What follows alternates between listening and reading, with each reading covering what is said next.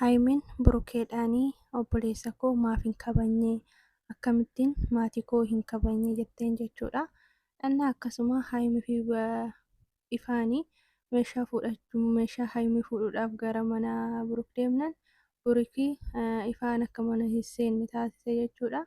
Haayimiin balaa buuste akkamittiin mana hin seensisne akkamittiin maatii kiyya hin kabajne jettee jechuudha haayimiin. Dhannaa walumaa galatti meeshaa koo fudhachuu dhufeennaani waan barbaadde fudhachuu hin dandeessa anaaf si footoo walitti nu fidee minaamin jedhe meeshaa kinoo akkanatti irratti daddarbe jechuudha haayimii irratti. Haayimiin baay'ee gadditee akkana sisseene ture nama kabajaa hin qabne nama dhiirri ana bichaadha jettuudhaati. Ani immoo akkanatti jiraachuun barbaadu hanga maatii walitti taruutti gahan jechuudha. Hanga isheenis hanga obboleewwan ishee isaa jechuudha. Innis immoo hanga obboleessa ishee bira gahee jechuudha. Kun hundi maaliif akka ta'e namaaf hin galu. Nagaa isiniif haa ta'u. Anis jira galata waaqayyoo nagaan na bira jiraatu isin biras haa jiraatu. Ganna laayik sabiskiraayib sheer gochuun irraanfatina. Akkuma argitanii ifaa fi haayimiinii dhufanii jiran jechuudha. Illee mana haayimii yookaan immoo mana burukee haayimiitii meeshaa fudhachuu dhufte jechuudha haayimiinii. Nama biraa erginaan akka hin fudhanne taasisee kanaafummoo ofii kootiin of danda'ee dhufee fudhachuu barbaade. Burukeen akka inni ta'u argitanii jirtanii kaleessallee waan inni taasisee hanga kana kabajaa namaa dhaba jedhee hin yaanne sanuummoo maatii koo akkanatti ta'a jedhee akkasumallee yaadeen beeku jette jechuudha haayimiin. Eenyu ifaanii xigaabanyaadha quuftuu wayiiti nama kanaa isa seene hanga kana hunda xigaabin itti oolanti jedhee akkam wal xiqqeessu maalumaaf garuu akkuma haayimii fi eenyu Abirishii fi Ruutaa fidan jechuudha garanaanis. Namni arge kan obboleetti kootti afaan banuu miti. Obboleettiin koo immoo nama akkanaa miti. Nama mataa ishee of kabachiistee buluu dandeessudha. Nama abbaan arge dhufee afaan itti banuu miti jedhee jechuudha. Ifaanii baay'ee quuqameef jechuudha haayimiidhaayi baay'ee itti quuqamee fi akkamittiin akkana jedha. Akkamittiin akkasittiin natti haasa'ee kaleessa akkamittiin akkas na arrabsee kaleessa maal jechuudha. Badii ka qabu isa badii isaati irratti immoo nama arrabsuu maaltu fide. Haayimiin eeyyanii wanni inni jedhee sirriidha. Ani nama of kabachiisee buluu danda'udha.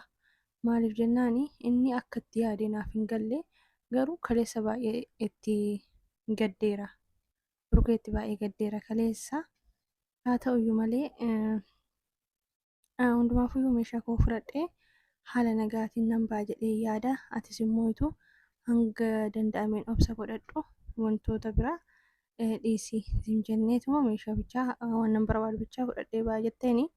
Rakkoon qabu kan deemnuuf meeshaa qofaaf miti kanuma fudhatteetuma siin jettee baata. Wanni biraa homaa hin jiru jedheen jechuudha. Ani hin dubbadhu jedheeni. Haayimiin akkamittiin obboleessa kiyya hin kabajnetti aarti jechuudha. Akkanatti arrabsa jedhee tasumallee yaanne. Hangana nama xiqqeessa jedhee tasumallee yaanne. Ana bira darbee kan maatii koo hin kabajne gaashee bira bichaatti lallaafuu osoo hin taane maatii kiyya guutuu kabajuu qaba. Ani maatii isaanii sirriitti hin kabaja.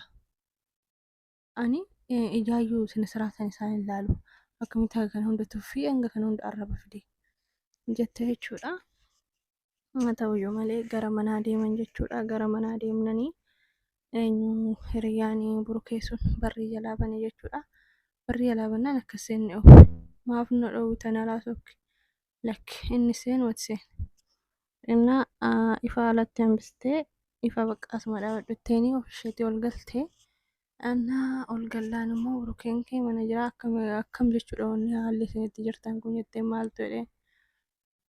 Akkamittiin akka seenne ifa hawwisiistaa karratti jennaan maarree likkii hojjete namni nan kabajne maal godha mana kiyyaa jedhe. Maal jechuudha mana obboleettisaati miti ani obboleettisaa miti jennaan amma mana kee ta'uu hubattee amma mana kee ta'uu hubatteedha. Gina ajaa'iba.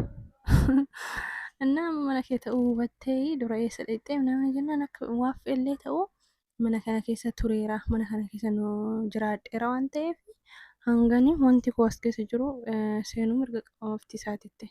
maftii homaatu hin qabu. Bakka nan kabanye namni mana nan kabanye mana kooti immoo maal faxxara? Ati immoo akka godhachuun maaliif si barbaachise? Maaliif akkan taataa ta'eni maalan ta'e? Hinde wanti godhatu likkiidha jetteen jechuudha. Maalan godhe? Ati si jammarii dubartiin mana kana seentee baatu siif noormaalidha jechuudha jetteen. Dubartiin masitti argiteedhe. Amma arguu baadhe tana duratti kan maaliin jirti miti jettee. Kan dura darbeera. Maaltu darbee maaltu jedhette? Hinde yoo ofii keetii yookaan gargar baanaa kan jettu taate jetteeti sababa dubartiitiin akka gargar baanu feeteetii kan dubartii gurgurtii mana kanatti ol dhuftette. An akkasii yaadne ati akkasoo yaadde malee. Akkana nasi mana kanaa ba'uu barbaadde moo ati akka mana kanatti ol galuu barbaaddette?